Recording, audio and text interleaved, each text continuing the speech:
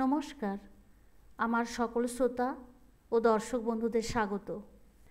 স্বামী অরূপানন্দজি সীমাকে জিজ্ঞাসা করলেন, কর্মের ফল কি খণ্ডন হয় মা? শাস্ত্রে বলে জ্ঞান হলে খণ্ডন হয়, তাও প্রারব্ধের ভোগ ভুগতে হয়।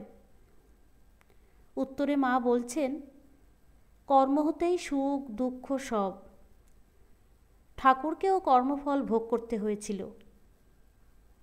ঠাকুরের বড় ভাই বিকারের সময় জল খাচ্ছিলেন।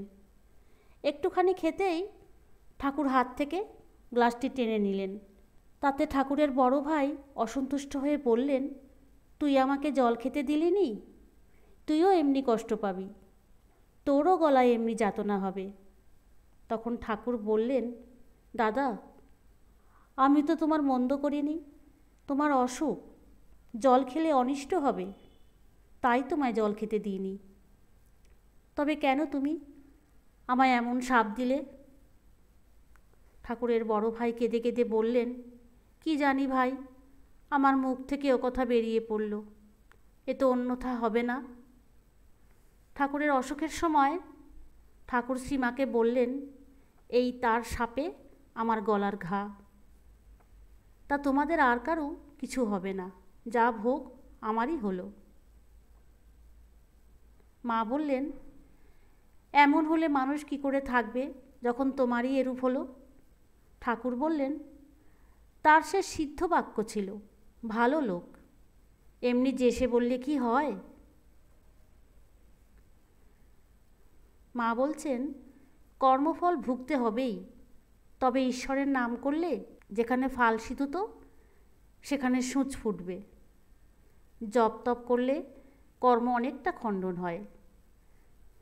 এই প্রসঙ্গে শ্রীমা একটি কাহিনী বললেন, যেমন সুরত রাজা লক্ষ বলি দিয়ে দেবীর আরাধনা করেছিল বলে লক্ষ পাঠাই মিলে তাকে এক কোপে কাটলে। তার আর পৃথক লক্ষবার জন্ম নিতে হলো না। দেবীর আরাধনা করেছিল কি না, ভগবানের নামে কমে যায়। স্বামী অরূপানন্দজি জিজ্ঞাসা করছেন, তাহলে কর্মের প্রাধান্যেই তো জগৎ চলছে, তাই না মা? তবে আর ভগবান মানা কেন? বৌদ্ধরাও কর্ম মানে, ঈশ্বর মানে না। শ্রী মা বলছেন, তবে কি কালী, কৃষ্ণ, দুর্গা এসব নেই বলতে চাও? স্বামী অরূপানন্দজি বলছেন, জপ তপের দ্বারা খণ্ডন হয়?